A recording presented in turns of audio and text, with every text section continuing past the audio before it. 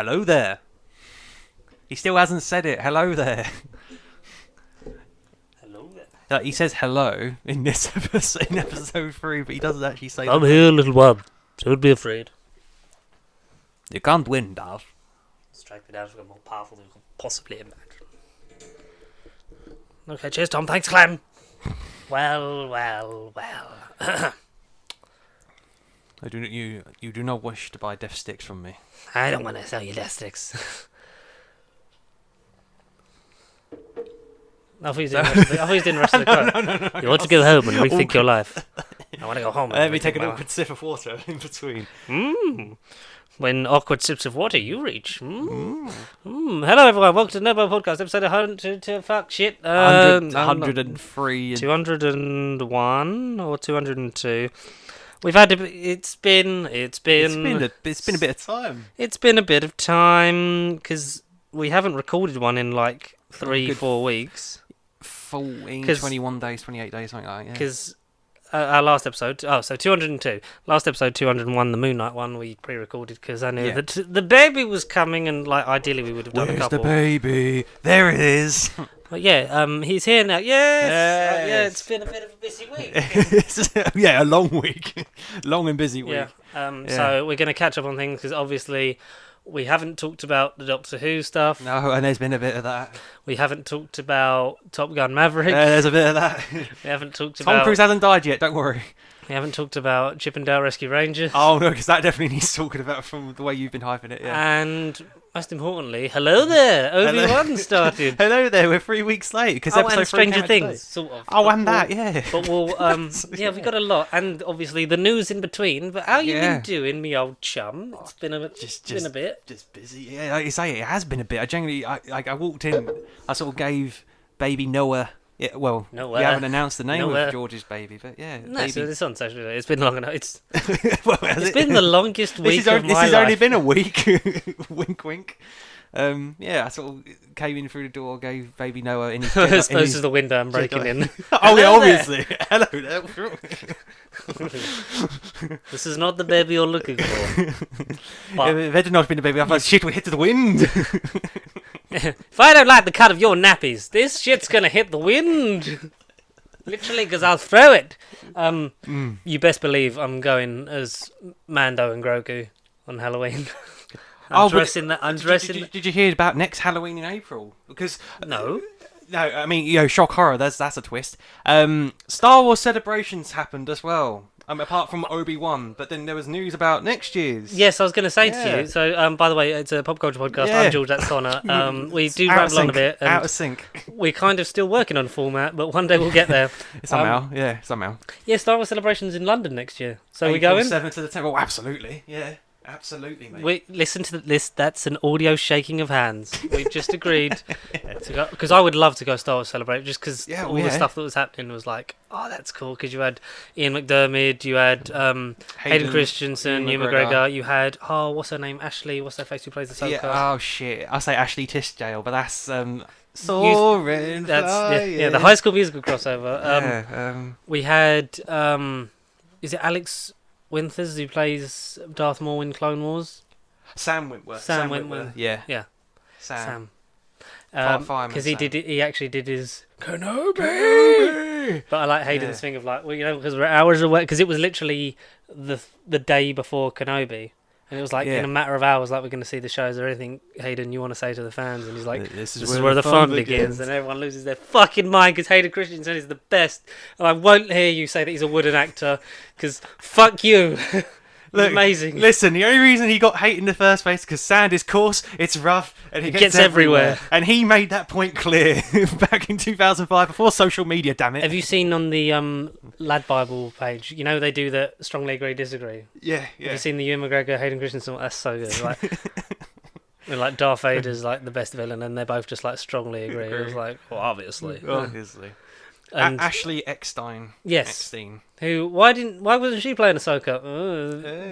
Don't really because Bo-Katan, in Mandalorian is Katie Sackhoff. Yeah. In both mediums, yeah. Yes. Okay, so we've got a lot of a lot of news to catch up on. So as we're on Star Wars, we might as well do Star Wars Celebration because things got announced left, right, and centre. It was basically like Disney Plus Day for Marvel news. Disney Plus Day, Star Wars edition. Yeah, absolutely. We got a confirmation of an air date and a trailer for The Mandalorian Season 3. Yeah. Which is February 2023. Yeah. Didn't know the exact date, but February 2023. Ahsoka will be later on in the year, and Ahsoka, we'll talk about that in a minute. But I think the weirdest thing was like, because I was watching it and I got goosebumps from listening to people cheer for Babu Frick. I know. So Babu Frick from Rise of Skywalker. The worst movie and the best thing about that movie is coming back. Yes, Babu Frick, the little, because he's an animatronic puppet, isn't he? He's not CG. Like he's a little puppet. Yeah, the way he moves, I would have suggested. Yeah. Who's I don't know what fucking planet it's from because like no one. We're going to find out in Babu Frick, the Oscar Isaac planet where he lived. Yeah. In Babu Freak, a Star Wars story. He's in Mando Season 3, and it seems to be that fuck, I've just forgotten her name. I was going to say Ahsoka. No, not Sabine Wren, the other one. Oh. Kate Sackhoff. Who did we just say? Bo-Katan. Bo-Katan, yeah. It seems that Bo-Katan might be the antagonist because obviously Bo-Katan's got a fucking hard-on for the Darksaber. Oh yeah, as all Mandalorians do. Yeah. Have you seen that they've done a Black Series Mandalorian thing? Because it was the one he voiced in, I think, Mando Season 1 of John Favreau. So it's the Mandalorian body and like John Favreau's head, and I'm like, I kind of want to collect that because that's quite cool. That's a good collectible. Yeah, that's interesting. But that looks great as ever, and I can't wait for more adventures of Grogu and Mando or Din. Sorry. But it's Mando. Joel later in 2023. Last of Us coming at some point. 2023. Fucking Pedro Pascal. What a man. Step on me, daddy. I mean, fucking, I love him. Like, I love that he has so much fun. Because did you see the variety cover with him, Ewan McGregor? Is it Bo-Katan and someone else? Ahsoka and. It was Ahsoka, so it was Rosario Dawson and no, it was Diego Luna. Cassian Andor, Prince Caspian Andor, which we got a trailer for. Old Cassian Andor. That's the only thing I don't think I've seen. Have you not? Go and watch it now. Just turn the volume down. Do you mind? We're trying to record a podcast. Copyright, son. Absolute fucking piss take. It's like the ice cream, because I've no spoilers for House of Games Season 2, but the ice cream man drives past. I think it's day 4 or 5. And like my window is, and just one of the things like completely off guard. So like my microphone isn't muted, and then you just hear fucking. Great, and that's your final answer. Survey says. Yeah, so the Cassian Andor show is the prequel series to the prequel movie where everyone dies at the end. So why are we invested in these people? Mace Windu. So like on my rewatch, because I was talking to you like May 4th, I watched not Force Awakens. Fuck that. God, no, we ain't going forward. We gotta go back. I started on because I normally watch them. Now that they're all out and I know everything that happens, I watch them one to. Well, I did 1 to 9. I need to do a big canon chronological rewatch because I like to watch them in release order. But then when it comes to these prequel shows and this happening in this film, it does mess. I think after Obi-Wan, I'm going to fit the shows in because I literally couldn't be asked to do Clone Wars and Rebels again. Yeah, that's what I mean. Yeah, because I'd have been there for fucking day. Like, not that I wouldn't enjoy it because obviously after season 1, Clone Wars is like fucking slippity slap. But so I went from Phantom Menace. Did the prequels, did Solo, Rogue One, all May the 4th? 4, 5. No, like as in like I sort of kind of one a day, and then sometimes like a day's break. But I did. So I think when did it even come out? May the 27th. So that week, I didn't do it around May the 4th. So the week of Obi-Wan coming out on the Friday, I did. Like the prequels. I did 1, 2, I think the Monday, Tuesday, and then I did Revenge of the Sith Thursday, and then I finished Revenge of the Sith Friday when it came out when I got home from work. Yeah. And then I went in straight to Obi-Wan, and then it was like, oh, this feels very much like literally a natural continuation, despite it being like nearly 30 years later, 20 years 17. later. 17 odd years later. It's like it's amazing. But we will talk about Obi-Wan in a minute. Because the fact that like I found that rewatching like the first 8 films, like not like well. Oh yeah, the ninth one didn't happen to some, so that's fine. Well, no, like including the spin-off, so like up to up until Last Jedi, like I was having such a good. I think I had 1 to 6. Like by the time I finished the original trilogy, I was like, I am having the best because like time of my life. Yeah. I think Phantom Menace has come around again as it's now my favourite prequel again. Okay, Like Revenge of the Sith has always been my favourite. Yeah. But I think you can't fault the fact that you actually have physical sets on Phantom Menace, so it actually feels a bit more real. Now there are 2 of them. Oh, Newt Gunray is it's a racist thing that George Lucas did not think through. But No. and I had a lot of I've never really out of the spin-offs, like I always have liked Solo more than Rogue One, but I had a bit more fun with Rogue One this time around. I still really enjoyed Solo. I haven't watched Solo since 2018. I've just not I think if it had come out, because it was December 2015 for Force Awakens, December 16 for Rogue One, and then you had 17 was Last Jedi. December 17 for Last Jedi, and then May 18 for Solo. So I think there wasn't enough time of people being pissed off with Last Jedi for everyone to be like, and Kathleen Kennedy took, like, so you came out and said, like, since like that they've learnt that you can't really recast like any of the big characters, but people have been quoting to it as like, no, you totally can, because Ordinary Life was a good Han Solo. He was good. And let's be real, Harrison Ford is not going to do it in any capacity, and you're not going to want to pay all that money to digitally de-age Harrison Ford. Yeah, exactly. So like, it's pointless.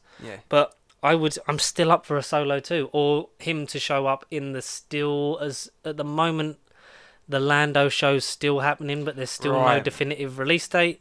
So hopefully, and didn't get any follow up at Star Wars Celebration or nothing. Yeah, but we still it's still happening. Do you know what I'm really looking forward to though? Star Wars Acolyte still, about the formation of the Sith.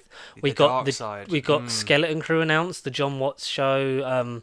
It's John Watts. It's after Return of the Jedi. It's in that gap, but it's not linked to the main characters of the series. It's about the Skeleton Crew kids. It's not linked to Mando or anything. Yeah, it's not in one of those. Yeah, it's no, linked to that but Dave Filoni and co are involved. But like John Watts talks about, like, it's it's got kids, like Stowaway Kids. It's for kids, but also like it's about as for kids as Clone Wars was. And Dave Filoni went, well, we did kind of behead people in that show, so. It's like, very good point. Very good point. I look forward to that. Will arms be cut off this time? I don't know. Tales of the Jedi. I look forward to. So the animated kind of short anthology thing. Yeah. But we know that Liam Neeson is returning in it as Qui-Gon Jinn. I think he's going to return in Kenobi at least as a voice. Yes. Because we know that Qui-Gon never fully formed as a Force ghost. No. Because you get, like, he was never sort of able to fully do that. Like, he was practicing, but Obi-Wan's research is meant to, and his training that Yoda gives him at the end of that, and obviously literally in the his last conversation in Episode 3 is meant to then be the reason why he comes as a Force ghost in the original trilogy. That's, because he completes what Qui-Gon started, kind of thing. Which, and again, that even got mentioned in the Obi-Wan prequel recap. So the fact that he keeps getting brought up. That recap made me want to rewatch the prequels again, even though I just watched them. I finished Revenge of the Sith and I was like, no, I want to watch it again. No, they were very good. That recap was great. Droids is still happening. We haven't got no other things for that. Rangers of the New Republic is definitely all gone. It's gone, yeah. But we can assume, I think, because... Do you think that ideas from that would go into Skeleton Crew and whatever else they're trying to do? I think it might be dotted about into, like, Ahsoka, Mando, and if there was another... Because I have a feeling that Cara Dune would have been in Book of Boba Fett instead of Mando. Okay, yeah. I feel like Mando was a thing of, like, well, we've got him, let's put him in it. Like, it would have... Obviously, it felt distracting to us, because it was like, this is Boba Fett's show, and you're kind of... This is the Mandalorian. This is Mandalorian season 6B, you know what I mean? Yeah. It's... I know what you mean. But no, because it was an interesting thing because obviously I still haven't got Skywalker Saga, and with my time off I might get time to play. Because when am I off till? Yeah, you're off for another 2 or 3 episodes. I'm back at work on the 20th, so I've got another 2.5 19 weeks. days. That's nice. Yeah. Paternity leave. I've got to take it all at once because my missus had to have C-section, so it's hard for her to move about. So I'm here. But yeah, fucking that week's already flown by. But if I get a chance to play it, because Cara Dune is included in the Mandalorian add-on pack, she is. which has made people think that maybe Lucasfilm still has plans for Cara Dune the character. They're not necessarily fussed about Gina Carano playing her, which, like, the whole cancel culture thing, like, still rears its head of, like, you're just trying to get us cancelled. It's like, just a society we live in. No, because I think your actions of being a shitty person have consequence. Like the Noel Clarke thing of, like, I don't know if you've seen the article in The Guardian, like, he had suicidal thoughts, and, like, he's glad to finally talk out about, like, people coming to try and cancel him. It's like, no, like, you fucking abused women, you piece of shit. Like, I know there's innocent until proven guilty. But if you've got all this coming at you, like, and he's not denied it, not like even trying to shoot it down. It's kind of a thing of like, well, this happened. It's the same with the John. Like, I know on a different scale, but we keep coming back to it. The John Bramman thing is still bad, but the thing with that is, at least with that, if he came out and said, "Look, I was fucking stupid and young, and I should never have done it, and I got told off a bunch of times, and I kept doing it for some fucking reason." If he came out and said he was sorry, people would be more forgiving of it. And I'm not saying that people would do, like, because you definitely wouldn't get the same from Noel Clarke, but if he at least come out and was like, "Look, I was a fucking, like, what I did was wrong," people might at least have a bit more respect for him. But the fact he's trying to salvage his career, he's like, there's a Channel 4 documentary about cancel culture, which John Cleese is involved in, and something like that. People trying to get cancelled, and like the woke brigade and stuff, and like society in itself and pop culture falls apart at the seams. Right, oh god. But Jesus. But people need to still be held accountable for their actions. I think I'm up for seeing Cara June again if it's a different actress. If it's a different actress, or again, it'd be one of those off-screen mentions where we know like she's out there, but we just won't. Eventually, we'll see. Yeah, maybe we'll get that. Like if like she's like, off planet doing this or ends up on Mos Pelgo as like a fucking muscle or something, but we never see her until it's like couple of years down the line and it's someone else. Yeah, because Gina Carano still could have fucking salvaged her own career, but she just didn't. It's the people that decide like, this is the hill I'm gonna die on because of this opinion. It's like J.K. Rowling, like, fuck her still, but at least Johnny Depp's done well in that trial, and I know that's finally ended since we've been cancelled. We ain't cancelled. No, since we've had our extended contract negotiation. Now there are two of them. Yes, exactly, and I know, like I continue to say before, but like, yes, we have an episode of like In Depth Water where like all the accusations came out, and naturally, unfortunately, as a society, we were along the same train of thought of like, well, if the man's doing it, it's it's definitely happened. But Amber Heard's still a piece of shit, and I'm still not seeing Aquaman 2, and I've still not bothered to see Secrets of Mumbledore because is that legal? Nothing to get. I'm just going to do Ladies random and gentlemen, Newt Gunray this week on the podcast. Newt Gunray second. Lord Sidious promised us peace. The Cassian Andor show. Sorry. I still can't get behind it. No, I like Diego Luna. He's charismatic. He's great. And we shot Daniel Mays in the back at the beginning of Rogue One. A shady man. And I think K2SO is still in it. Oh, they must be. But I'm a bit. It's like that's a prequel to a prequel where we know his outcome. Like we know the end of his journey. I'm not really interested because you kind of. How's it going to add to the lore and canon? Well, because you kind of get the feeling from the film of like these all shady people that have done some shit, but they've come together because it's like. Kind of like Suicide Squad, but not for suicide. Yeah. What is this, some kind of rogue squadron? But I can't be asked for Andor. Do you know what I can be asked for though? Taking the piss out of the She-Hulk CGI. Oh, She-Hulk, boy. Attorney at Law, which is a turd at law. Which is a fucking amazingly cringy fucking name for a law show, which is great because it's going to be self-referential. Now, it's going to be a love letter to the Bill Bixby show. I started watching the first couple episodes. How do you like it? It's all right. Yeah. Yeah, no, it is different. It's very not much the Hulk of that the you time. know. Yeah, but it's appealing to a different generation. It's very much sort of almost like the Batman 66 of like Hulk things. It's it's comic. It's Saturday morning kids shit, but there's some darker stuff in there. Elements for sure, and longer run times than your normal cartoon. And Bill Bixby and Lou Ferrigno feel like, believable, authentic, and again different because it's not Bruce, it's David. Betty, but because they like Bruce is too much of a gay name, and that's why they gave him. Even though again that was a different era, different times, and whatever. Yeah, straight men can be called Bruce, all right. Jeez. It's not just Australian sharks. But so the CG. So apparently the trailer for it came out, and I like that they're still playing at the angle of like in the comics that she really does flaunt her personality about, and she is. Let's bring the tone down for the kids. Sorry, kids. Cover your ears a second. But she's quite a sex freak in the comics. Like she likes having relations as in the form of her She-Hulk form. Yeah. Because some men are really into that. Step on me, mummy. But also she just gets a thrill out of being the dominant one. In some relationship. Yes. Some encounters. Or being dominated in a big great. Go and read some She-Hulk comics because it's quite. Is it that grotesque? It's not grotesque. It's just like, quite weird. Of like, oh, they kind of focus it because it's like, this ain't your daddy's Hulk comic. Yeah. Like the more street level stuff is kind of like this ain't how you remembered. An ability to play in more like adult themes and it's stuff like that. So I like that you sort of get the hints of that in terms of her going out like dressed up, like dressed to impress in her She-Hulk form. Like Tatiana Maslany looks the part. Yeah, looks great. Looks the CG is apparently constantly Marvel trying to tone her down and like make her slimmer, like she was originally bulkier, because she is quite bulky in the comics. In the comics and in her certain animated appearances. Like she's more of a straight off Inhuman proportion, but bigger and bulkier, and obviously more control, and not as big as the Hulk because she has more control over it. Because long story short, in the comics, Jennifer Walters gets a blood transfusion after an accident from her cousin Bruce Banner, because they're related. I feel like we're gonna see in the show anyway. That's it's a shorthand. It's straight adaptation. It makes sense. It's a reason to get Mark Ruffalo involved, and so they'd be like, these guys are the same thing. But do you think it will be not before we dive into theories and stuff, because we don't know anything a lot? But do you think that will be before Professor Hulk becomes it in Endgame? Because obviously the whole two-arm scenario. Yeah, well, we've seen him as Professor Hulk and stuff, like with Jennifer Walters looking a bit younger, so I don't know whether the time skip ages are up, so maybe it's after Endgame.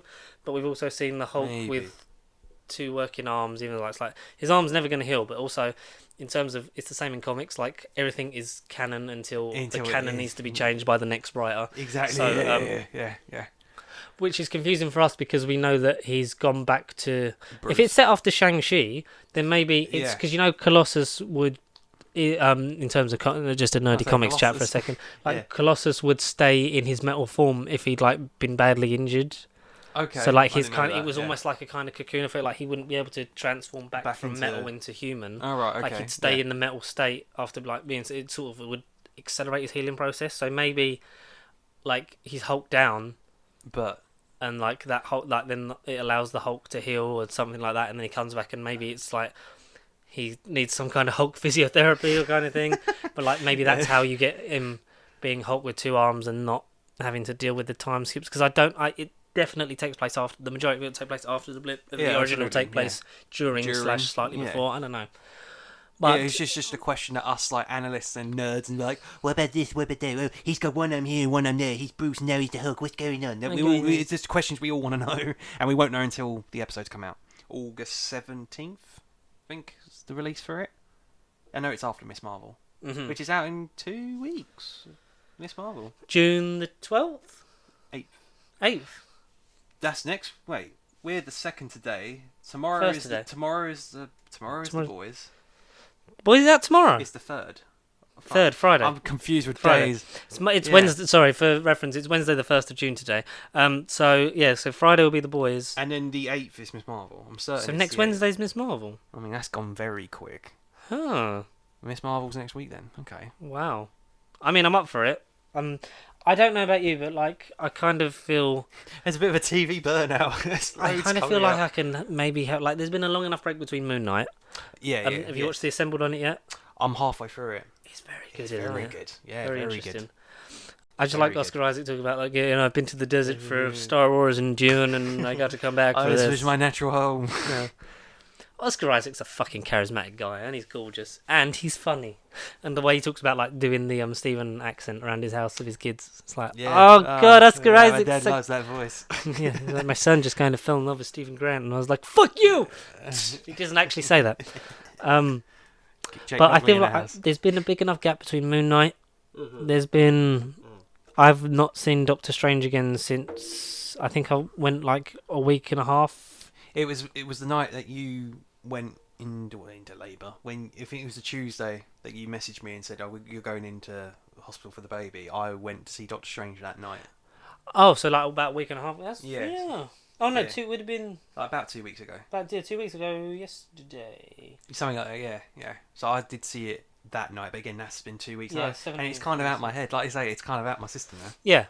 Like, I didn't not enjoy it, but it's definitely I definitely higher. enjoyed it more the second time. I enjoyed it more the second time because 4DX really gave me whiplash, and I can't. Like, it's one of the many reasons why I need to at least see Top Gun Maverick in 4D. In 4DX. Like, I haven't seen it in 4D, but I'm urging to go. I will get at some point when I have, when we're getting settled, and because basically we came home like the day after. And then had to go back in, and then was in for another like 3 or 4 days. Well, like I wasn't, but I had to with the baby and stuff like that, because obviously, where she big operation, things like that, blah blah. I won't bore you personal details, and I won't splash them all online. But basically, for her recovery and that, having to go back in, which like it did help her. It helped her get better, and like helped us come home like the weekend just gone. So we're still like we started settling him, then had to go back. Hospital, and then it's now settling him in, so we've kind of almost lost a week, but we're getting there. So when we're a bit more comfortable, then I'll be, because I did say to Connor, like, because when we went to Doctor Strange and we saw that trailer, I was like, we need to go and see 4DX. I was like, as soon as I can, like, we'll go. Because I look forward to getting my neck snapped by that fucking chair, like I really do. Not in like a kinky way, just in like a thrilling way. Loads of them fake fucking disgusting film accounts, right? Do you know what we didn't talk about? Before the big break. No, that's an MCU. No, we can do that MCU thing. Kristen Ritter is apparently back as Jessica Jones in an upcoming MCU project. Apparently, I've not heard of this. A similar source to the Charlie Cox things. That happened. Yes. I think I maintain the stance of I want all of them or none of them. None of them. Yeah. Because they're all amazing, and I think because people made it like spoilers for Doctor Strange Multiverse of Madness, but I saw people saying on Twitter like it's amazing how a character like Black Bolt, played by Anson Mount, got that kind of reception. They said like it makes me hopeful for like a Finn Jones Iron Fist cameo in something coming up, because I think it shows that the nostalgia and the love for these characters and the actors is there, and I think a proper script. Yeah. And someone who loves the character, like you need passion. You need someone like Destin Daniel Cretton, like who loved Shang-Chi, was all over it, all throughout the like. Cause you have to be for that kind of film, but he was just all in. Like, if I'm going to be across this film, I'm going to be across it, and made a really fucking amazing film in Shang-Chi and Legend of the Ten Rings. You need someone with that kind of love and passion for every single project. Exactly. Like you found that with is it Mohammed Diab, Mohammed Diab, who did Moon Knight. Yeah. Like you hear him talking about it on Assembled. Like he fucking like is just such a nerd about the Moon Knight. Such a great custodian for the character as well, isn't he? Really, and you need someone like that for Iron Fist. It's weird that we also got confirmation that there is a Daredevil show coming. Yeah, it will be a continuation of the Netflix stuff, but will also be slightly its own thing. Which I like the fact that it has to acknowledge that stuff's happening, because we're kind of at a point now where, we know from Fisk and Matt Murdock being in stuff that those events have happened, so the Netflix stuff is canon. Exactly, yeah. So I would like to see, but it's weird how the writers of Daredevil what Disney Plus show are they doing? They're doing a Disney Plus show. Are they? They're actually doing another one. Yeah, because they got signed up for something else, like the writers or whatever, and because the writers for the Daredevil one on Disney Plus are different. It's like, but you can just like you've got them working on something else. Yeah, I know. You could just let them even if it's uncredited. Like, because clearly they're great storytellers, so like you get some of them people back on. Like, because I want Foggy, I want Deborah Ann Woll as Karen. I forget who plays Foggy, but Eldon Henson. That's the one. Elden Ring. That's how I remember. Yeah. But I look forward to that. I look forward to seeing Kristen Ritter back, and obviously Mike Coulter, Finn Jones, and for the love of God, John Bernthal. That man was born to play Frank Castle. Oh, yeah. And I think even if you got a continuation of each one, but it was 6 episodes, I'd still be in for it. Because then you would cut out the fluff that the 13-episode chuff kind of had. Definitely had, yeah. Because, like, even for me, Daredevil Season 1 and 3 and Jessica Jones Season 1, which are, for my money, the strongest out of all of the Netflix stuff. Yeah. Like, there is still a bit of fluff in the middle, even though, like, it feels like there's less of it with those ones, but that's the third. Like, you don't need 13 episodes. Like, No. have an 8, have a 6. Like, because Hawkeye proved that like you can have it short, concise, but do- still never waste a bit of time, but have the slower moments. I was gonna say do a Disney Plus. Oh wait, you are on Disney Plus, so chances are they probably will adjust to similar formulas and hopefully. And that's because they sort of did it a bit with Iron Fist, didn't they? Like, that was one of the first things that they It's were. the only season out of them that was cut to 10. Yeah. And I still personally would have maybe cut out 1 or 2, made it 8. Yeah.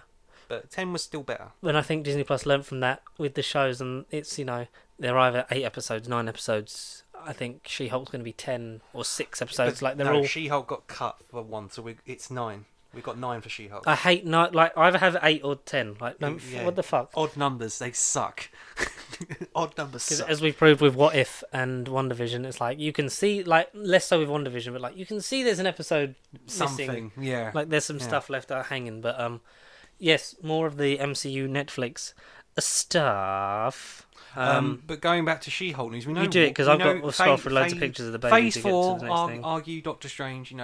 You could say that the MCU isn't going anywhere, and Phase 4 is kind of just its own thing and just standalone adventures. Well, Phase 4 has been named Phase Wong because Wong's in She-Hulk. We know Wong's going to be in it. Yes, because that's what I was going the with room that Tim Roth is in the trailer is from It's the the portal. same room in Shang-Chi. Yeah, when he portals, I really hurt Emil. When he portals him back to after the fight, when you will pull those punches like we practiced. But hopefully I digress. we can get more to that relationship maybe. Or if it isn't just a cameo, maybe he's in it properly for a bit. I don't know. So according to Sony chairman Tom Rothman, happy birthday today to Tom Holland, 26 today. Tom Rothman Holland, Sony CEO. Congratulations. But Tom Rothman has provided a promising update on the development of Spider-Man 4 because we know that, with the end of that trilogy and that the deal is ongoing, they're going to essentially either keep renegotiating to keep it going because they make all the money, or eventually they'll try and pull him out and Disney will just fucking buy him out or something anyway. As long as we don't get another Morbius movie, I think we're fine. A Marvel story, yeah. Apparently work has begun, certainly pre-production, on a Spider-Man 4, which Kevin Feige, Amy Pascal previously said they're in talks of where do we go with this character from here. Yeah. I still especially after watching Stranger Things season 4, Caleb McCollin as Miles. I see it more, man. That kid's grown up and he's at a point where I'm like, that's a very convincing 16-year-old Miles. Yeah, no, I agree. Solid casting, yeah. And he's known. He's not. He's known. He's essentially he's not been anything mainstream really other than Stranger Things, but he's a bankable name and he'll get the audience, and he would be. I'd really love to see him in the role. There you go. Potential. Once you watch season 4, you'll be like, there is some big Miles energy. BME. Bummer. BME. So work has begun on Spider-Man 4, which will apparently see the return of obviously Tom Holland. Because he was like, is it my last one? I mean, I'll do it. I don't mind doing it. After I don't want to be left alone. He was doing that weird thing where he was like, I'm happy to walk away from it. I'm not done with him yet. Money. Back and forth. Don't make me work with Mark Wahlberg for the rest of my life. It's like dating a woman who's back and forth. Tom Holland, John Watts, and Zendaya are rumoured to return. Now, the last one, no. Because, I love Zendaya, and I loved her as Michelle Jones Watson. And the same that I've loved fucking Jacob Batalon as Ned Leeds. Not the Hobgoblin this time. For the repercussions and the outcome of Spider-Man No Way Home to have any hold, you then can't be like, and here are these characters back again, and we're just going to reintroduce them as if nothing's happened. Because that's the Stranger Things, as we discussed off camera, the Hopper effect. More or less. Yes. I like that. We could coin that phrase, the Hopper effect. Yes. When something of great narrative importance happens and is immediately reversed. Slightly different consequence, because, Hopper's and Zendaya's life weren't on the line. Or Hopper's was, but Zendaya's wasn't. But, Which is not to say, disclaimer, we love David Harbour in general. Yeah, he's great. Except, he got done dirty in Hellboy. But, and we love him as Hopper in Stranger Things. But the whole thing of, at the first thing in the trailer for the new one was, and here's Hopper alive. It's like, so you've blown your load on the American. You've killed the mystery. Yeah, you've killed the reason why to tune in. I will say, as someone that has watched all of Volume 1, which is essentially all of it but 2. 80%, yeah.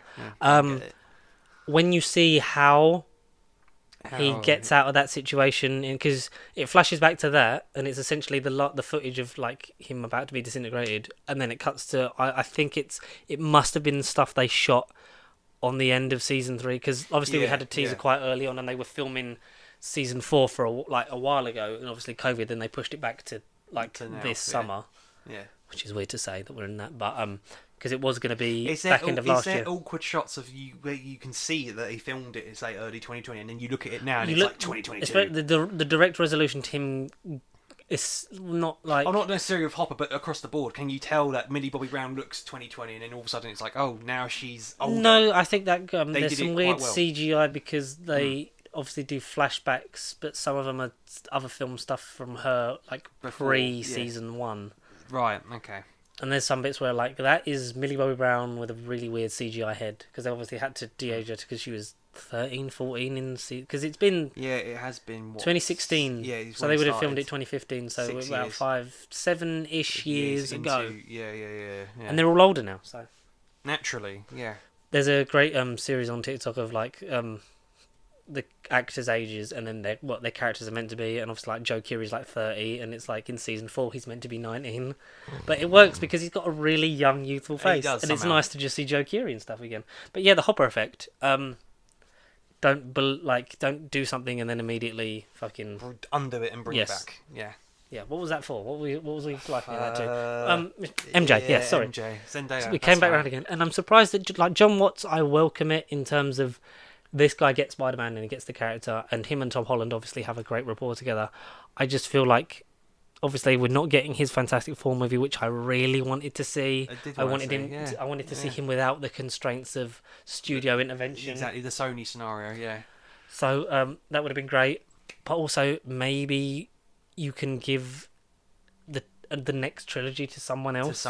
Yeah. John Krasinski. Not a diss on John. Yeah, fucking obviously. Not a diss on John Watts in any way. He's from the juggling he's had to do that has got progressively harder with each of the 3 films. Installments, yeah. Like he's done great and still brought that teenage coming of age romance thing to it. I mean, it gets less and less because it's more about and here's the multiverse. Shove that in, John. Here's the universe. Yeah, exactly. He's the working man's Sam Raimi. Like He's got the visualness of Sam Raimi. He's got like not like in a bad way, yes man stuff to like the Mark Webb had, but also like he has his own voice to it. Like, excuse me 1 second, you carry on talking about it. No, that's all right. Fucking Ray Liotta died the other day. I know. That was terrible. Just like these fucking not linked to Spider-Man, but 3 donations. Ooh, yeah. Ray Liotta, yeah. Yeah, passed away age 67. It's a fucking great shame because Goodfellas is one of my favourite movies of all time, and he's a fucking great actor, Ray Liotta. Underdepreciated. But yeah, sadly passed away. He died in his sleep in the Dominican Republic where he was filming the movie Dangerous Waters, according to his publicist. Dangerous Waters? I was like, what else has he been in? Because I feel like he's one of those actors with a name is like, he was in Marriage Story. Was he? I still haven't watched Marriage Story. Oh, did you not? No. I think he must have been the dad then. I don't know, man. I've not seen it. Oh no, second lawyer. Okay, I was wrong. He was a lawyer. All right. Marriage Story. He was great in that. Hubie Halloween, the Adam Sandler Netflix comedy. Many Saints of Newark. That's the Sopranos. The Sopranos pretty cool. Yeah. Oh, he was in that. Of course he would be. I mean, they're very mobster mafia. He was. He's still in loads Untitled Charlie Day film. Yeah, he's in loads of things upcoming. Clash. TV stuff. Don't know. What's his earlier stuff other than Sin City 2. Muppets Most Wanted. He was in Muppets in Space as well in the 90s, wasn't he? Place Beyond the Pines. I've seen that as well. Charlie St. Cloud. Date Night uncredited. B-movie as himself, yeah. B-movie. Wild Hogs, yeah. Revolver. I've seen Revolver. We're listing all the stuff that's like he's not known for. Yeah, exactly. Muppets from Space, 99. Hannibal as well. Mm-hmm. Copland, early James Mangold script with Sylvester Stallone and some Operation Dumbo Drop. What on earth is that? I remember that. I've never heard of it. Goodfellas in the 1990s. Field of Dreams. That's Kevin Costner. Build it. They will come. And then, Buy one, get one free. Maybe from the 90s onwards, maybe. Yeah, he's such a great, rest in peace, Ray Liotta. That's a bit of sad news. While we get back to some happier things. So many fucking pictures. The Untitled Charlie Day film is referred to as El Tonto, which I thought I knew it as anyway. Mm-hmm. Formerly known as El Tonto. But it doesn't have a release or anything. Oh, Amber Heard's been released from her contract with Warner Brothers. Way. So I'm assuming they're not picking her up for anything else. Whether she'll still be in Aquaman 2 remains to be seen. I'm still not interested, Amber. You stupid bitch. No, good riddance though, finally. Secret Invasion. That's the Disney Plus show starring Samuel L. Jackson and Amelia Leclerc. Yeah. Secret Invasion is being confirmed to take place during the 5-year period of the blip. So between Infinity War and Endgame, confirmed by Kevin Feige. But then that's a bit interesting because Fury Day. No, I was trying to speak like you. Yeah, he passed away though, not in real life, but Nick Fury turned to dust. So how does that work? He did turn to dust. I say to you, dear boy, that we know that Nick Fury has been off-world for at least he's been off-world this past year. Yeah. So which was in Spider-Man. That's Far From Home, wasn't it? Far From Hammer. Yeah. Oh, but then I don't know. Well, that's obviously afterwards. I don't know. So unless the Skrull one was on longer than we knew, and the Skrull one, like Ben Mendelsohn got snapped, or like it's Ben Mendelsohn playing Samuel L. Jackson, like in disguise. Potentially. So yeah. That's how they get around it. But we get old Craggleface. We still got Olivia Colman's in it. We still don't know who she is. Like not the character, not the actor, because obviously as the actor we know that she's a very successful, lovely woman who's in a lot of things that we should fucking watch. But they're the only characters we know. We literally know Kobe Schmolders as Maria Hill back from Agents of S.H.I.E.L.D. Was she in Agents of S.H.I.E.L.D.? She was in like one episode. She was in a couple, yeah. Yeah. Maria Hill, Nick Fury, and Talos are in it. They're the only confirmed characters that we know. Yeah. Apart from like Don Cheadle. But this is setting up Secret Invasion. And like loads of things. Don Cheadle, Martin Freeman. Yeah, they're the only characters that we know are definitively in it. The rest are just actors that we don't know who they are yet. Mm-hmm. But that's cool because we're gonna find out. So many fucking photos to get through on this thing. Right.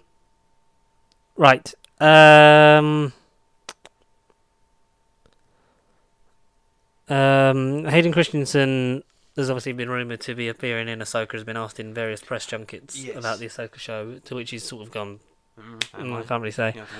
But he's like obviously grown his hair longer, and people assume that he's going to appear either as flashback or Force Ghost, because there was pictures of him with Ashley... Eckstein. Ashley Eckstein, not Epstein, fucking hell. Eckstein. Yeah. Him and Ashley Eckstein were pictured obviously at Star Wars Celebration. It was like, oh look, it's real life. Anakin and his Padawan. Back together after all these years, yeah. But that'd be good. That would be really good. But we know that Ezra, Sabine, Chopper, and basically most of the Rebel characters will be in Ahsoka. Will be in, yes, Ahsoka. Because Sabine Wren is being played by Natasha Liu Bordizzo. Has been cast as Sabine Wren in Ahsoka. Okay. Oh, I mean, yeah, I could see that. Sabine Wren, a Mandalorian character who's not as much of a bitch as fucking Bo-Katan. No. Yeah, she seems good. She's very much on the, like, I'm a Mandalorian, but, like, also, like, there's bigger things happening because the universe is full of evil people. But and Chopper's going to be in... What's Chopper going to be in? Is he in Ahsoka? He's like because I know live action he was in Rogue One. No, he's appearing in one of the shows. Is he actually? Yeah. Oh. But I don't remember if it... No, he will appear in Ahsoka. Yeah, okay. Because I know he came out on stage, like the actual prop of it came out, because that was the same one that was used in a background shot in Rogue One. Oh, blimey. And obviously the fucking Falcon Crest thing, whatever it was called, as Razor Quest. no, Razor Crest is It's Mando's ship. The Millennium Falcon Razor Quest. The Millennium Crest. The Millennium Crest. Yeah. Yes. What else we got? Bad Batch Season 2 as well. Which was going to have Captain Rex in it. Cody. I think it's Cody. Commander Cody. Yeah, because it's yellow. I think it's a yellow insignia. Commander Cody, yes. Yeah. Will he be voiced by Tamara Morrison or Bradley D. Baker? Is it Bradley D. Baker that does the clones? I thought it was Tamara. It's not Tamara. It's one of those ones that's like you're basically... You sound just like them, so we just... Oh, that's why I was always fooled. Go on, who was he played by? I'm just looking up D. Bradley Baker. Yes, He's that was not the Bad Batch. listed. Yeah. Oh no, but that's 2021. That's unless it says on there. No, we don't know. Maybe. So yeah. Yeah. Miss Marvel, John Walker, Yelena Belova, Captain America, Sam Wilson, Bucky, War Machine, Wong, and Monica Rambeau are all rumoured to appear within the Secret Invasion show, either as themselves or possibly as Skrull people. Maybe. Is that a thing?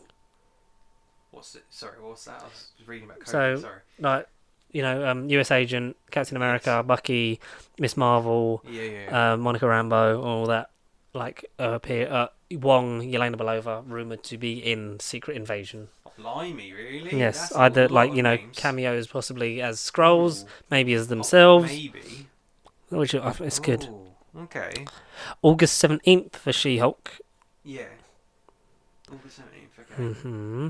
That's kind of interests me about Secret Invasion. If those people are I can't wait for Secret aliens. Invasion. I can't imagine John Walker being a Skrull. No. I feel like if he's in it, he's going to be legit. We could play a guessing game, like close to the date. We can play a guessing game of who we think will be an alien, and who we haven't. We've always kind of done it in the last few episodes anyway, but that's always going to be a thing that will change with us. Yes, it as time will. goes on. Just like the fact that What We Do in the Shadows Season 4 is confirmed for July the 12th. July, yeah, I know. A month. Literally just over a month away. You say that your night is long, hold out your dream to the world. You're dead, you're dead, you're dead, and give it up. And we can officially talk about the fact now that we're going to be on the Silver Screen podcast with our good friend Michael Wilson, talking about What We Do in the Shadows. So we'll be doing the film, and obviously we'll touch on the show because it's the same. It's a follow-on from the film. So it's in the same universe. It's canon. It's chronological, and yeah. So we'll be doing lots of impressions and talking about that. So go and subscribe to the Silver Screen podcast for that as well. But something that's not coming back, MODOK. Unfortunately. MODOK cancelled. It's one of the... Was that the only one that was left of the... And Hitmonkey. Hitmonkey did come out, but I still hadn't watched it. I still haven't watched Hitmonkey. Because it was going to be... what was it? It was like a universe almost. MODOK, Hitmonkey, and then... Squirrel Girl. Yeah, that's it. Squirrel Girl. Serpent Society, Devil maybe? Dinosaur? Something like that. Not Werewolf by Night, because that's going to be used in live action, apparently. So yeah, Untitled Halloween special, which is definitely happening, but I'm not official. Mm. It is happening, so... It's not official, but it's official. Weird. It's happening, but it's not. Yeah. I just really hope they cameo in 4.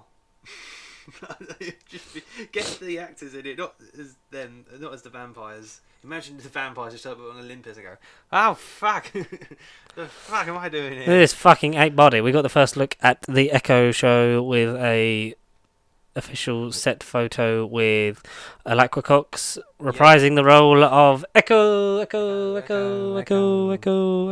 Matt Murdock's going to be in it probably. Lee. And Kingpin's got to at least be the fucking main antagonist. Fuck. I was like, I weren't Kingpin. I didn't look like him.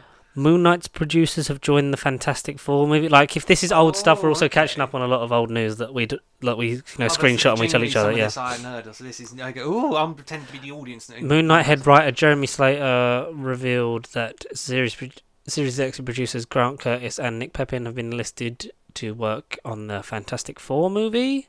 Oh, okay, interesting. Whether they're starting from ground up or just adapting what John Watts has left them. Yeah. The Ultron program ended up working in the Illuminati universe, so Vision was never born, which is why he isn't in the 838 universe. Okay, yeah, that's a good...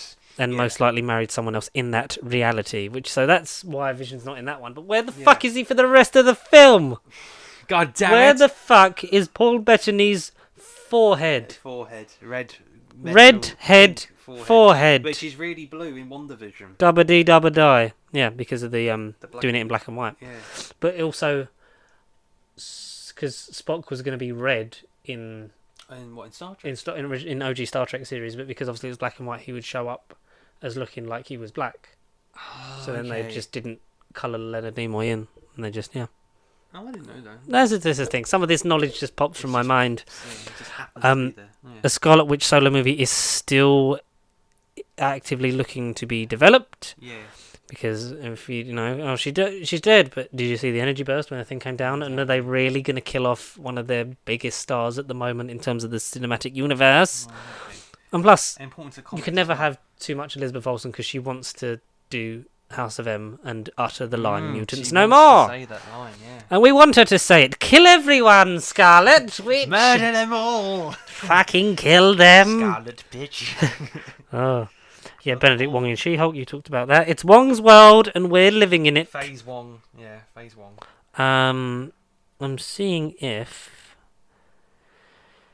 Is there anything else? Oh, so a Doctor Strange Multiverse of Madness reportedly cut a Ghost Rider versus Scarlet Witch fight scene. Maybe he was the sixth chair in the Illuminati. I want to know. So sorry, the chair would have been invisible. We would have got to that scene, and we still would have been like, "Who the hell was in that chair?" And then it would have been sets on just fire. Yeah, or we just see a skull appear and then the flame or something, or just the chair's on fire and then he chair's on turns up. fire, sets everyone on fire. And it would have been Nicolas Cage. Have you seen that that meme of The Office? Like when I don't know if you've watched a lot, because have you watched a lot of The American Office? You've kind of dabbled, haven't you? I'm on series 7. I feel like Michael's on his way out, and that's all I'll say. I feel like he's on his way out. Do you know what happens because to of him? the latest? I don't, but I feel like because of I won't say I'm what on happens to him. 16, 17. Yeah. Him and Holly have got back together. Yeah, you kind of got a whole thing coming. Yeah. Yeah, that's all I say. Prepare to maybe cry. Yeah, so when I think the police come into the office, they're checking for drugs or something, and Creed is in the thing. Just keep talking until they leave. But it's him. But they photoshopped Superior Iron Man's thing, and it's just keep talking until Wanda leaves, and it's got the Wanda ripping John Krasinski for Mr. Fantastic. Spoilers. Yeah, spoilers. It's been out for fucking months, so fucking get over it, bitch. Exactly. Yeah. But yeah, so it's. Did you see his first tweet back after that? No, Krasinski's tweet. Oh, what did he say? So he was working on a movie. It was had this amazing shoot, blah blah. Anything good on at the movies? Anything I need to go and see? I did see that. Yeah. John Krasinski, such a troll. Slippery, sexy man. Did you notice that he used the technology he used to appear, the portal thing, was the same, but obviously a different colour of the TVA portal doors. Oh, thus making reference to the fact that Kang is still a descendant of Reed Richards and that's just Michael Waldron being on both projects. So he probably oversaw that and was like, but then that's a nice sort of subtle reference of it's his. Oh, okay, good. Yeah. Descendant years and years down the line, but that's a nice little touch. We'll get to in phase 12. Yeah. I don't know. Something like that. No, it won't take that long. Black Mirror is having a new season. Netflix are developing it. Hopefully they don't cancel it like they fucking cancel everything else. But that's one of the long... Is that on 8, 7? It's a long last 5. Oh. So there was 2 on Channel 4. Yeah. Mid to late 2010s, and then it came back 2016, 17, I think. Oh, really? Oh, and then it was... Because obviously... The second season is when it becomes more global, because there's a Christmas special that has John Hamm in it, and at that point it was John Hamm's quite a big get for just a Channel 4 show. Yeah, and then obviously then it moved on to Netflix, and you get season 3 episodes with Bryce Dallas Howard, and things like that. So you get just note on John Hamm. What a cunt you were in Top Gun Maverick. But not in real life. John Hamm's great, and once upon a time he was a once upon a time Batman. But yeah, maybe in another universe that would have happened. Oh God. Imagine the Batman, but John Hamm just takes over as the Ben Affleck Batman. If John Hamm was the DCU Batman. if Dark Knight Returns 2016 Batman lost a bit of weight and got in shape and was in a happier mental place, then maybe John Hamm would have been how he But I think he could still do the Ben Affleck. To Ben Affleck. No, but I think he could still do the if you wanted to do the same character but just recast him because we kind of don't want to be done with Batman and throw Michael Keaton back in. True. You could have just got John Hamm and maybe she had done it the whole fucking time. He could have been Thomas Wayne. Maybe. Thomas Wayne, Elseworlds back, but nah, Jeffrey Dean Morgan would be really good at that as well. He is the one, he is the one, but John Hamm would have been a good number 2, perhaps. John Hamm! But yeah, season 6, I'm assuming, of Black Mirror. Some season, I know it's a few. A season. Yeah. Alright, so, we're going to leave Top Gun Maverick till hopefully I've seen it next week. Yeah, okay, that's fine. Because it's a Tom Cruise movie that I want to see, and it's one of those rare things. I kind of got it because I think it'll be in the top 2. Oh, do you want to see? Because I've seen. List. Yeah. How many have you seen? You've probably done like 20, haven't you? Well, since Doctor Strange, it's only been Top Gun I've added. I need to still see Moonfall, Uncharted. Where the fuck's my list? Where am I? Nicolas Cage, sexy movie, and what else? Yeah, so Everything Everywhere All at Once. I really do want to see. That is still number 1.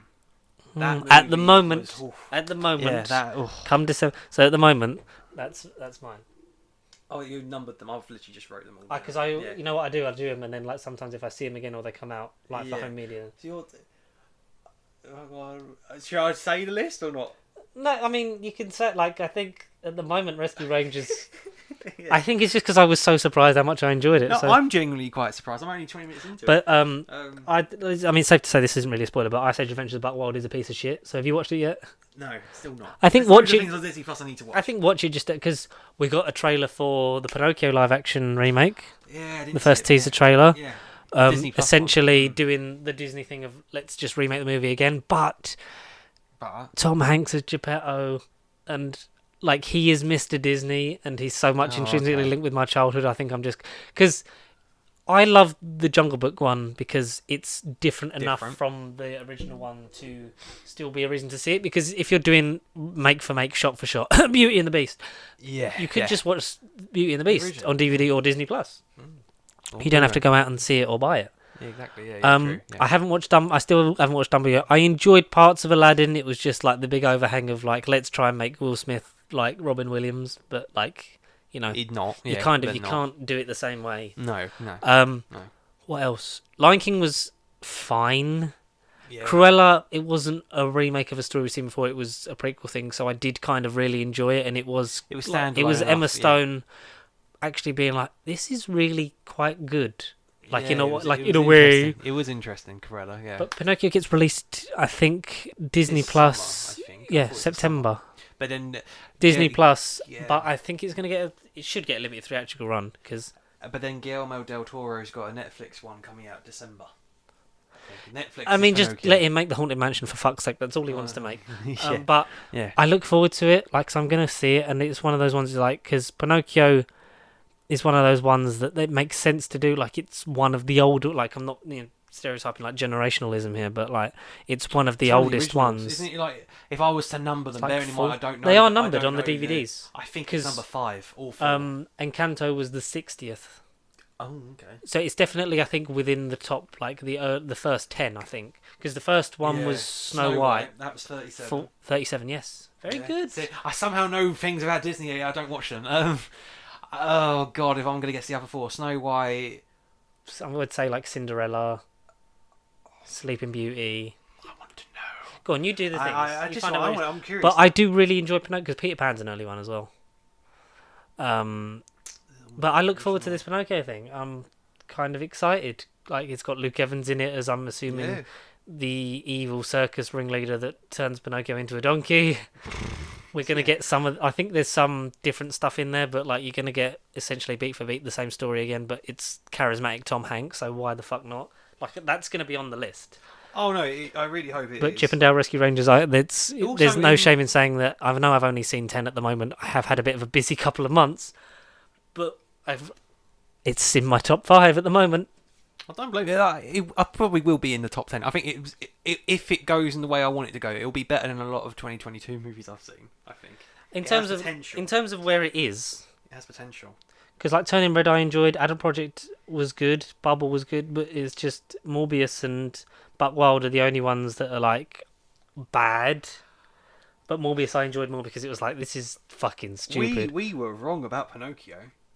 Well, where is it? It's number fucking 2. It's after Snow Pinocchio's White. the second one. I thought Wow. it was 4 or So 5. so what's the first 5? So Snow White original 1937 December 21st. Fucking hell, you got the year, right? Oh well, yeah, I've got it up. February 7th, the day after my birthday in 1940.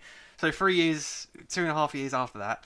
That Fantasia's number 3, same year as 1940. Yeah, because sometimes they count Fantasia, sometimes they don't. But also Yeah. over here on the DVD, so on the DVD spines you have like the redesign thing where they're just the colours and like the main characters and the title. Like, and then on the spine it's like the Disney classics and it has them numbered. But for some reason, the 2011 Winnie the Pooh one isn't numbered. They don't count it over here, but they count it obviously in America. Oh, I see. So there is some. So for some reason, the Winnie the Pooh one doesn't count because that is still hand-drawn animation. So when did that come out? Is that before Fantasia? No, 2011, the Winnie the Pooh one came out. Oh, okay. But that's why I think on the DVD Encanto's 59, but it's the 60th because it comes up at the beginning of the film. It's like 60th animated motion picture. So yeah, sorry, Pinocchio, Fantasia, Dumbo number 4. Yes, that is an early one. And then number 5 is Bambi. Oh, I didn't think Bambi was that old. I thought Bambi was in like say the 50s, perhaps. yeah, I thought it was 50s, maybe late 50s, early 60s. So then what's? Might as well round out the rest of the fucking. Number 10. We'll get to 10. Yeah. The Salacious Amigos. Yeah, that's the one I think that's. What a bit an iffy one, like over here as well, especially with and the Three Caballeros as well. Yeah. Yeah. Make My Music as well. Isn't that a shorter one? I think so. There's some that are shorts. There's some that I don't know. Is this the feature films? This is just a list of animation studios. Yes. Okay. Yeah. Some of them might be like if the short one's a box set. Music one. Fun and Fancy Fair. And what's number 10? Melody Time. Mm-hmm. And alright, Ichabod and Mr. Toad is like the next feature length movie at number 11. Go. And Cinderella. So Cinderella's like number 12. Dead on 50. Okay. Wow. But if you're counting minus those shorts, it's like what, the 5th one? Yeah, something like that. That's cool. Bit of trivia I didn't know. Pinocchio's going to be up there, so we'll talk about that. Like obviously when that comes out, but we'll hopefully talk about Top Gun Maverick because I know that's going to be high in the list. At least worth a watch, just absolutely. If you just want a good movie this year. I'm thinking at the moment, judging by what I've seen and what I've enjoyed, and the 4DX experience might push it up even more. That's what I mean. So I think at the moment it's looking at number 3 when I see it. Yeah. You're going to watch the end of Chip and Dale Rescue Rangers, so we're going to do the weirdest double bill in history. Yeah, absolutely. But yeah, so we're going to talk about the thing that we missed the most of, really, when everything started happening, which was the Doctor Who announcements that came after last episode. We obviously talked, not the last episode. The last one we recorded was when we talked about Ncuti Gatwa being cast as the Doctor. The announcement, because the Moon Knight one was pre-recorded but came out after because we needed to fill some space somewhere. But we continue. If you're still annoyed that a black person's going to be the Doctor, fuck off. Like the people that had a go at Moses Ingram in Kenobi. No, that's recent. Yeah. Did you see his message on Instagram? I think this morning or last night. As an executive producer and the main star, all I can say is we stand with I fucking love you, Ewan McGregor. Yeah, Have you seen him talk about like he was unsure about doing Star Wars because he was like, I was kind of happy just being in like Danny Boyle movies. Yeah, I was kind of Danny Boyle's boy with Trainspotting. I watched before Kenobi, and I say that was that the first time you'd seen it? Yeah. I love Trainspotting. It's a very random movie to go from that to start. I imagine quite a leap, especially like going like from indie studio to to big. Have you watched Shallow Grave? That's his first, isn't it? That's before. That's the first Danny Boyle movie. Yeah, I've not watched it yet. That's like honestly, Christopher Eccleston's in that as well. Baby Christopher Eccleston, baby Ewan McGregor, and what's her face? A woman, some woman. That's one of my favourite films. But speaking of Eccleston, I did watch 28 Days Later a couple nights ago. You did? Well. That's a good movie. That's an interesting Danny Boyle flick. Danny Boyle does make great movies, and we mourn for the James Bond film that we almost got. Yeah. Maybe we'll get it at some point down the line with Daniel Kaluuya. I'm kind of doing a random Danny Boyle watch along, but the sort of out of order flick. Welcome to the Punch. Okay. Very good. James McAvoy. 2011. It's on Disney Plus, I think. Yeah, probably. 127 hours. Slumdog Millionaire, is that good? Slumdog. Yeah, I think for me it was one of them. Like it was an award season movie like when I was too young to appreciate I remember big seeing award that in the season trailer movies. and I was like, I'm too young for this. Yeah, I remember watching it at the time. Not that I've got I've anything seen against it. I've not watched it properly since. Yeah, but yeah. I do like. It's a very well made movie, and obviously because won all the fucking awards under the sun. Sunshine. Obviously you said like 28 Days Later and that. Yeah, anything with Danny Boyle on it is because he never makes the same movie twice. That's what I've kind of gathered so far. Even just Trainspotted in 28 Days. Because he was on Top Gear, I think like 2008, and this was for like 127 hours or something. Yeah, it was for that, and like Jeremy Clarkson talks about like back when Top Gear was good. No diss to them now, but it's lost the fucking formula on the edge, and the BBC are desperately clinging on to let's fucking relive some glory, but let's also cancel CBBC. He talks about like I love that, like you never know what the next Danny Boyle movie is going to be, and he literally says at the time, this is before Fury Road, it was like could you give us a Mad Max movie? Like I'd love to fucking see a Danny Boyle Mad Max movie. I reckon that would be like nuts. Yeah. He's like, you never say never with that kind of stuff, and it's like, oh god, I wish we'd have seen his James Bond. Him and his thick eyebrows. Fucking the man that directed the fucking Olympic ceremony. Like he's a fucking hero. He's a national hero. Wait, which Olympics did he do? 2012, like when it was in London. So the whole opening ceremony in the stadium, he directed He did that. Oh. Yeah. And with Kenneth Branagh as the fucking let's do a big speechy. Oh really? Wow. But yeah, Doctor Who news. Yeah. A lot happened since Shooty Gatwa. So basically, we're picking up the next Sunday. So this was 15th of May? Yeah, Sunday the 15th of May. Yeah. So we got the 2 hearts plus the blue box. And that was Shooty Gatwa, which was amazing. Rumoured to his first episode is rumoured to be a 2023 Christmas special. Oh, yeah, fingers crossed. Yeah, that. Oh, good. Because a rumour that came up appears to be true in some kind of capacity. Because the next Sunday, BBC posted 2 red hearts plus the diamond blue box. I didn't get what that meant. Because the 60th is the diamond anniversary. Yeah. Russell T Davies comments, they're back. And we get a post that, even now reading it, sends tingles up my spine. Because we got confirmation. I know this is old news, but we are really just catching up on some shit at the moment, guys. I genuinely haven't seen this guy in 2 weeks, so yeah, there's a lot to talk about. David Tennant and Catherine Tate return to Doctor Who. Read the full story here. And we got a nice posed photo. You've seen it. I'm just doing it to relive some memories of David Tennant at 52 years old. 52. Looking as fucking gorgeous as he did when he was 37. Yeah. Like he was 30. He was 36 when he was cast. Yeah. And he's still got some Paul Rudd formula. And one of the funny things was like, so there's obviously been the thing with Doctor Who is, and especially with Russell, and this is not a diss on Chibnall at all, but Russell's good at teasing it, getting you involved, making you want to watch it, and also because if you're filming on location, you're going to find out anyway, so they might as well tell you. Yeah. Whereas Chibnall was like, we're going to keep everything secret, and but not give you a reason to watch it. Which, apart from the centenary, when it's like, oh, Tegan and Ace are in it. That's quite cool. That is cool. That's cool themselves, yeah. But you should do more of that. Give us like this isn't the whole story, but so and so's in it. Like we know David and Catherine are in it, but we don't know why. Find out. Yeah. We've got pictures of a new suit, which is brown with the blue stripes, but it's tartan. It looked black at first, but yeah. He's got a navy version of his coat.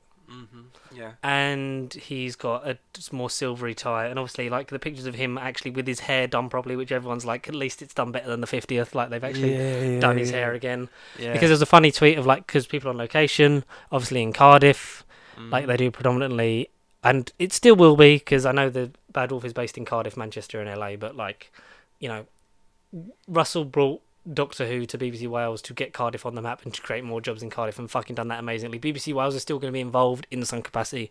Don't worry, we can all still go and visit Cardiff together and have a lovely gay old time outside of Torchwood. Just don't get your penis out like John Barrowman. And David Tennant was spotted by people, like I think it was by this young lady on Twitter. I forget her handle, so I do apologise. And people like calling her out, calling her a liar and stuff like that. But Georgia Moffat, sorry. She was Moffat, she's now Tennant, obviously. His wife, Georgia Tennant, Peter Davis' daughter, said, like I've just seen David like in Cardiff, blah blah. I think he like his hair's short again. He's shaved. Like I think he's because it was not long after Angels. Good Omens, fucking Gods Among Us. Good Omens season 2 because his hair had been dyed back from the red of Azrael. Is that still meant to come out? Or is that end of this year? End of this year. Okay, right. I think. Right. So his hair had been dyed, like taken from the red back to normal. Yeah. And Georgia Tennant quote tweeted it with, "I bloody hope not. He's meant to be picking the kids up at 3." But obviously, when it was confirmed, it's like, yeah, she's playing along. And people have asked her since, like, she's done Q&As, like, as of yesterday. It's like, because she, like, posted a pic of, like, an outfit she was filming in. It looked very much like Jenny's outfit from The Doctor's Daughter. It's like, what is up to you next? Like, what are you up to next? I'm really looking forward to seeing you in more things. Like, I Loved You in Staged. Have you watched that yet? Staged. Yeah, you know the lockdown thing when it's David and Michael Sheen over Zoom. No. Yeah, but I know it. Yeah, that's very good. Give that a watch because that's quick and really fun viewing. But like, you know, I Loved You in Stage. Like, I hope you're involved in the 60th in some way. And she like just posted a picture of like zipping her lips. Like, I'm not saying anything. Oh dear. Because similar to the David and Catherine picture, there's been a leaked one of Sylvester McCoy doing the same thing. Like on a white background posing, but people are like, it might just be for Photoshop. Might have been for LFC or MCM Con coming up, but that's still not been confirmed. Right, okay, I didn't know about that one. Okay. We got another one. So like we're gonna like touch on all of it and what it means and our excitement because we got another one, which was from Yasmin Demand. No, Yasmin Finney. Yas on Demand is her account name. Yeah. Yasmin Finney from Netflix series Heartstoppers. Which have you watched since? I did watch. Is it good? I really liked it. I've heard of it and seen trailers, but I've never watched it. And it's been renewed for another 2 seasons. Yeah, I know. I did share. No, I really did like that show. So she gained prominence on also like being on TikTok as well because she is a trans actor. Yeah. Like she is a woman now, but obviously like she was not. But you know, we're using the correct pronouns because that is how you identify someone. I watched the Ricky Gervais special yesterday, and he does a whole thing. There's a new one. He talks about like people that are transphobic and stuff. And like obviously, like he makes jokes about things, but it's also like it's like you can't be like him, her like thing. Like if they're a woman now, like they're a woman, like you call her like she, her, like all this bigotry stuff, and like and then makes a fucking joke of it at the end, which people like James Acaster have taken umbrage with, but. As much of a prick as Ricky Gervais can be, he stands up for the right things, I believe. But so she put up a rose emoji and then plus and then a diamond blue box, and she is playing Rose, which loads of people are pissed off about. You can't replace Billie Piper. How dare you? It's nostalgia. But believe it or not, ladies and gentlemen, there are more people in the world with the same name. I know. Connor is not the only Connor. On planet Earth. George's friend named Connor. Guess shock horror. Yeah. Yes. I'm not the only George on the planet. No I way. know. Unbelievable. What? So wow. But the rumor has it that she is playing Rosadell. Rosadell. Now that would be fucking ballsy and great. The rumor is because there was fake like when they make the accounts look like the official ones and people like them, like some people that are involved in it, introducing like this is the fake one part, like introducing Yasmin Finney to the TARDIS as Rose Temple Noble. Pure coincidence, that one. Welcome to the team, Yaz. And that looks to be true, that like because she's been spotted around with Catherine Tate, Sylvia Noble played by Jacqueline. I can't think of her name. It's Jacqueline Hill's Barbara, isn't it? Yeah, Jacqueline Hill's Jacqueline King, then. I think Jacqueline King is Sylvia Noble. I don't know if it's the same. Jacqueline King. Yeah. And I don't know if it's the same bloke that played Sean Temple in End of Time, because obviously they got married, became the Temple Nobles. But it might just Carl be Collins. Collins. Is he? See if he's back Yeah. for this, because there's a guy that's obviously it looks like it's Sean, but it doesn't look like it's the same actor necessarily. Okay. Oh, okay. But if we've got people are like, I'm so old that the companions are having kids and they're becoming the companions in Doctor Who. 2023. Yeah, he's listed. He is listed. 2023. Thank God for that, because if they'd not brought him back, that'd been pretty shitty. Yeah.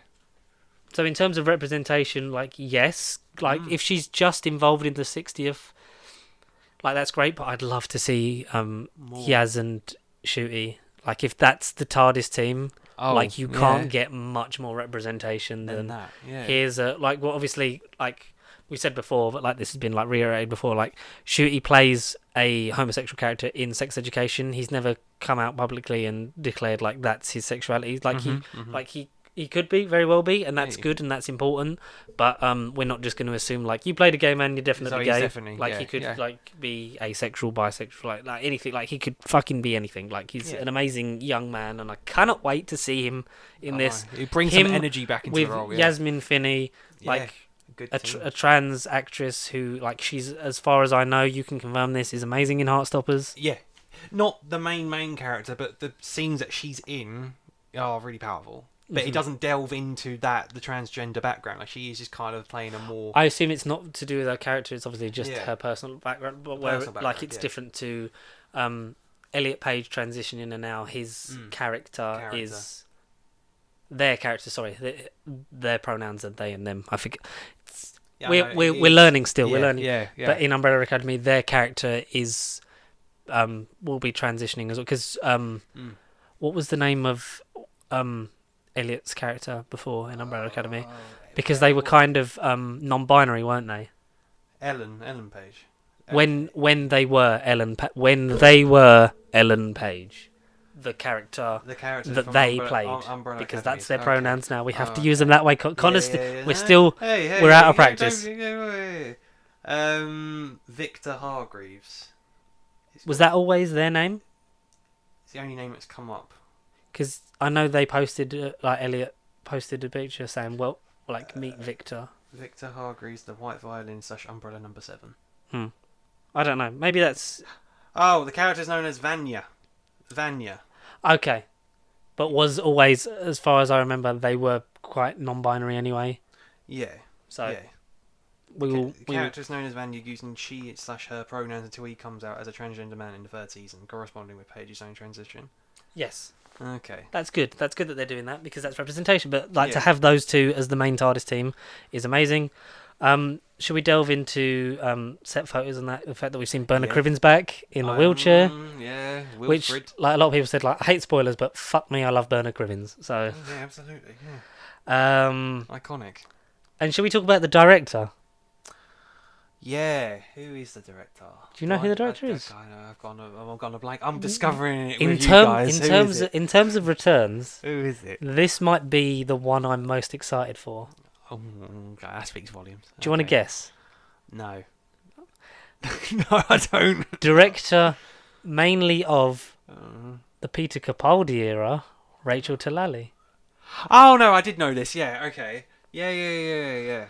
So it obviously said, like, no, not me, but it's been spotted on set pictures and stuff, and like people were like, oh, maybe she's just visiting, but obviously was so involved in it, it's like that's not just a set visit, like because they were filming in Camden. What episodes did she do? Dark Water, Death in Heaven. Yeah. Heaven Sent, Hellbent. Oh right, so okay. Well Enough in Time, Doctor Falls, and Twice Upon a Time.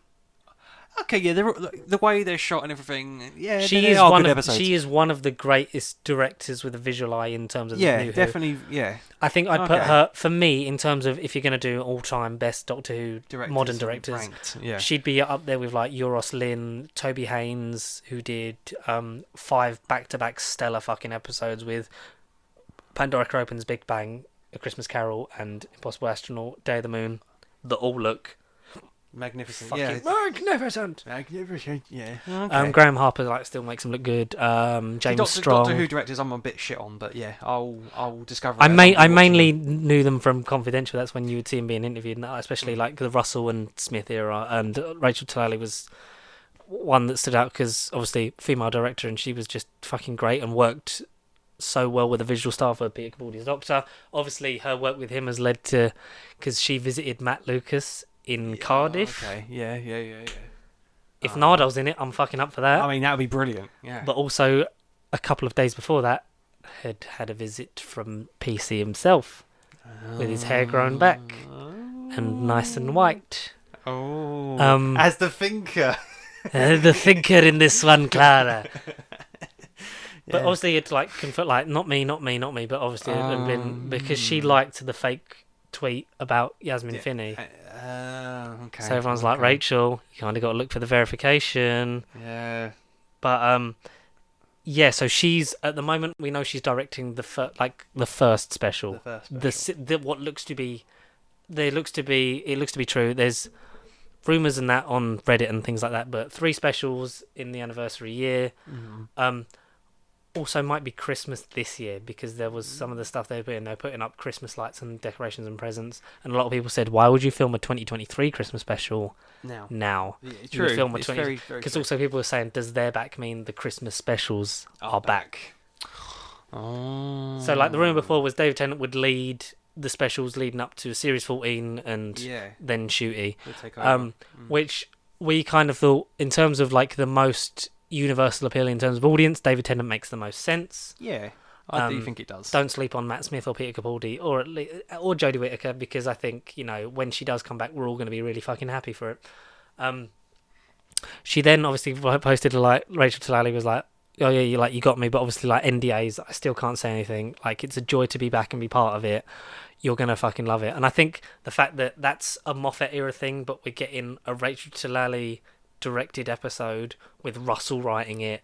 I know that's tingly. Tingly. She then did post a clapperboard. I think it wasn't a wrap of it, was like Slate 200 or something, and it's like coloured in to look like the TARDIS and like the slates flashing, but there's numbers dotted about, and it's like, let me try and find it. Find it. But you talk about what you think so far of these returns and whether or not. Oh, I'm ecstatic about all of them, man. I mean, Rachel Talalay, because she did the 2 blue hearts plus clipperboard.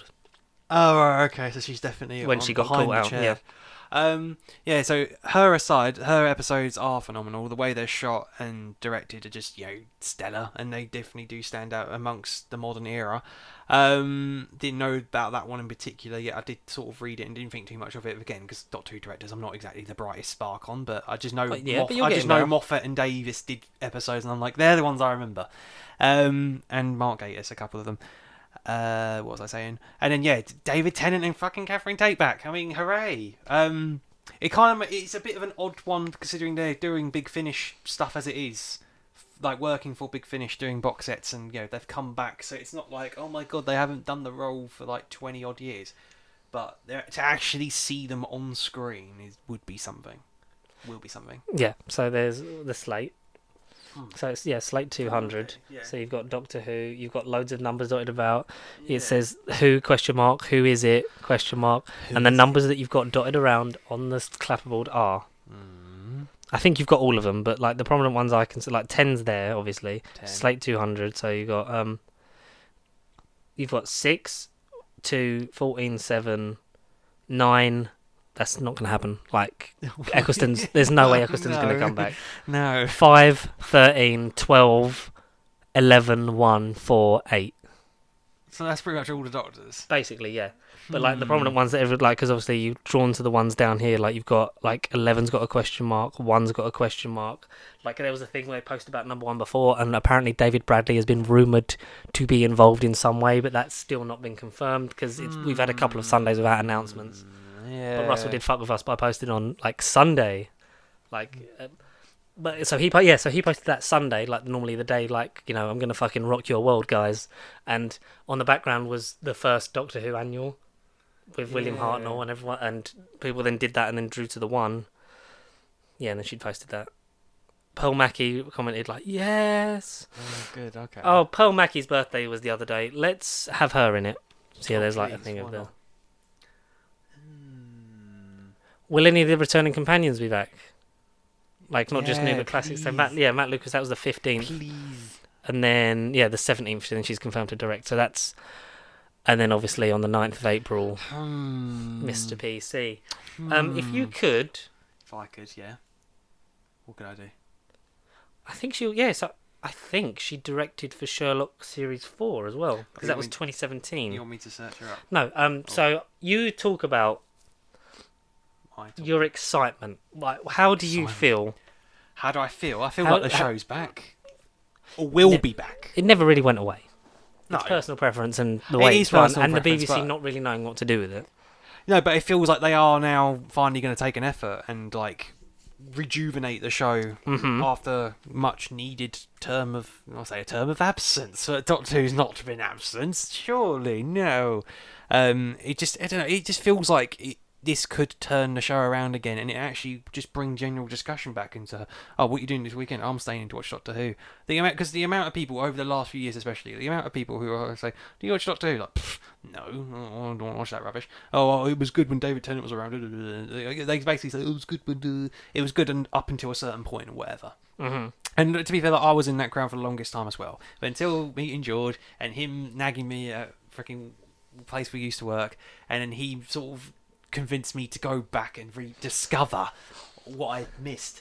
And then it was like, I can see why people did stick to watch Doctor Who, but I do see the bit of the divide where people were like, the Tennant era or the Davis era was such on an incredible high. They sort of nailed all the boxes in terms of consistent just the writing, level of quality. Yeah, exactly. The characterization, the humanization, the drama, the monsters, just the general emotion you got while watching it. And then you get to the sci-fi, maybe a bit too wacky era of the Moffat and Matt Smith being this young, quirky, zany thing that wasn't their Doctor at the time, like me included. But then, hence going back to it, it's like, no, there is a bit of creativity. The alien side of the character of the Doctor is back with Matt Smith.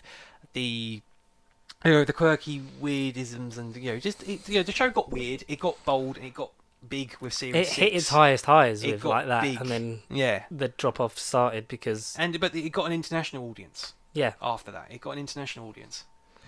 It certainly did. I don't know what was going on with that, but yeah.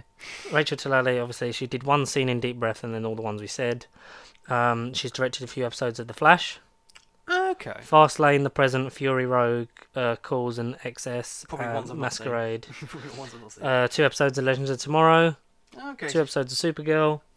The first episode of Sherlock Series 4, The Six Thatchers. Okay. 4 episodes of Riverdale. Oh, right, okay. The City's Not for Burning from Iron Fist. So they're all things with Chilling Adventures of Sabrina. See where she reunited with Michelle Gomez briefly.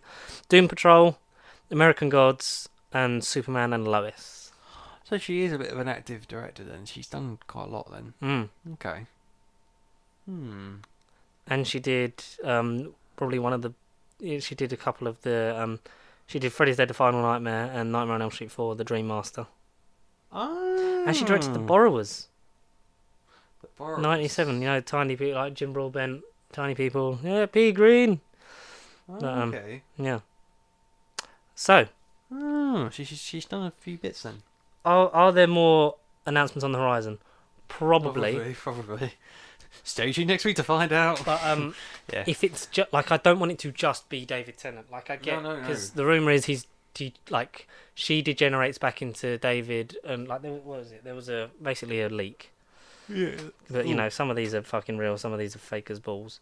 But they're all creative though. I'll give them that. So here we go. So major spoilers below. Take that with a pinch of salt. A friend of mine works at Beowulf and has let slip some details about the 60th anniversary. Well, then they should be fired. This is all 100% accurate, so if you want to avoid spoilers, don't click. David Tennant and Catherine Tate are back for 3 specials after Jodie regenerates into him on a cliff top. 3 stories are linked by the Doctor working out why he's got his old face back and runs into Donna again after all these years. It is set post the end of time. That has been confirmed, I think, since. Okay. Genuinely. Good. Unit are back for the first episode. It's a simple alien invasion story with the main emphasis on the Doctor reuniting with Donna again after 15 years for her. Yeah. Sylvia and Sean return. Wilf is mentioned, but I don't know if he appears because Bernard Grimm's is now 93. Well, we've seen him, love, in a fucking wheelchair. Get your details checked. Donna has a daughter called Rose. Rachel Talalay directs the first special. And a classic companion returns in the final special, but I don't want to ruin the surprise. That's all I know for certain, but I imagine things will be announced. The good thing, the anniversary is good for, you must look back as well as look forward, and I think as much as Day of the Doctor gets stick now, in terms of the watching at the time, and it celebrated 50 years of the show and gave the precipice, to get to through the next 50 years, there needs to be as much looking forward as there is looking back. From the costume changes and from the sonic screwdriver, it does look like maybe that we've been caught in some kind of time loop thing, and because the Doctor Who magazine doesn't count, like the announcement of Ncuti Gatwa doesn't ever mention the 14th Doctor. Okay. So the rumour's true that David is the 14th, and then 14th. Ncuti is the 15th.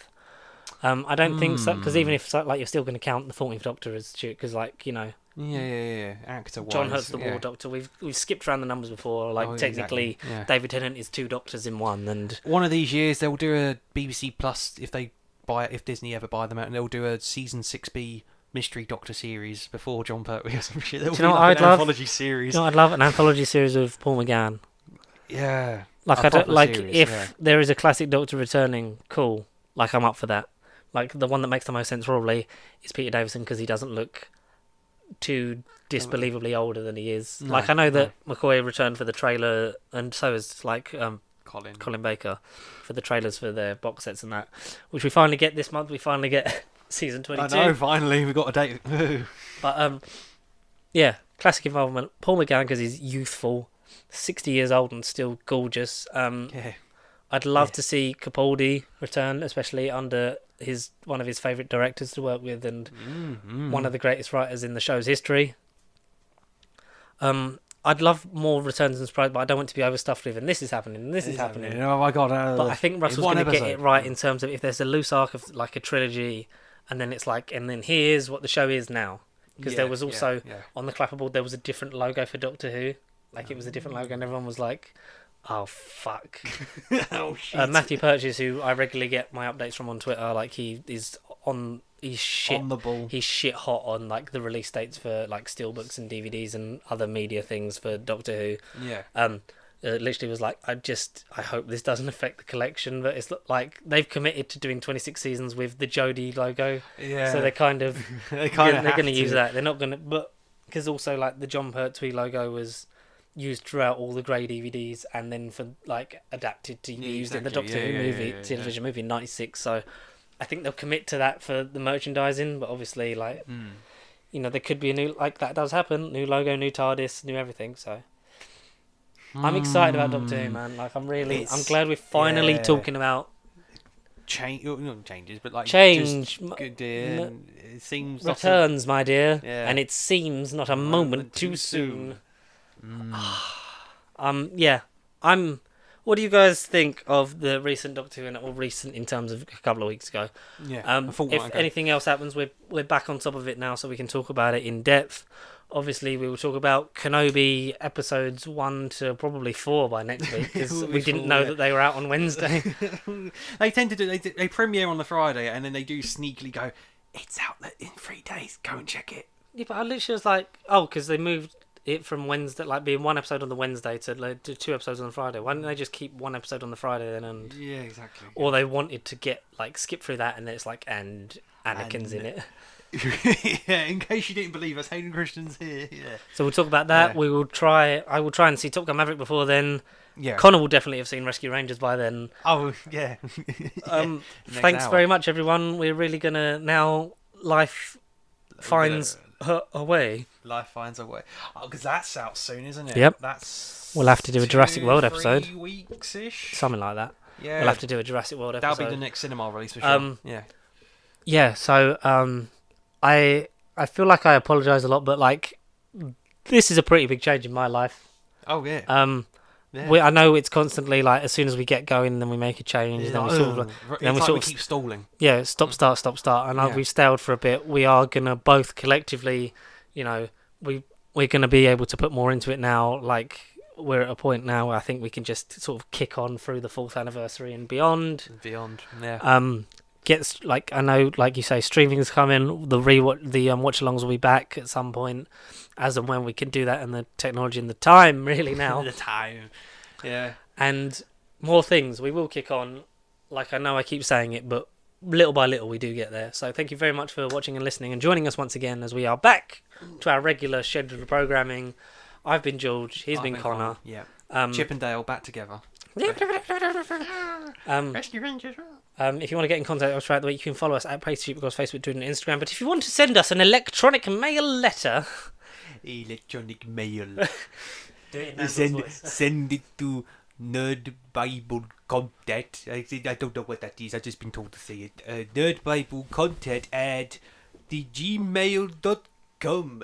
Guillermo, what is it a type? What is this? What is a Gmail? It's just a computer in Andor. It's... Yeah, Guillermo, write it out again. I feel like I said it.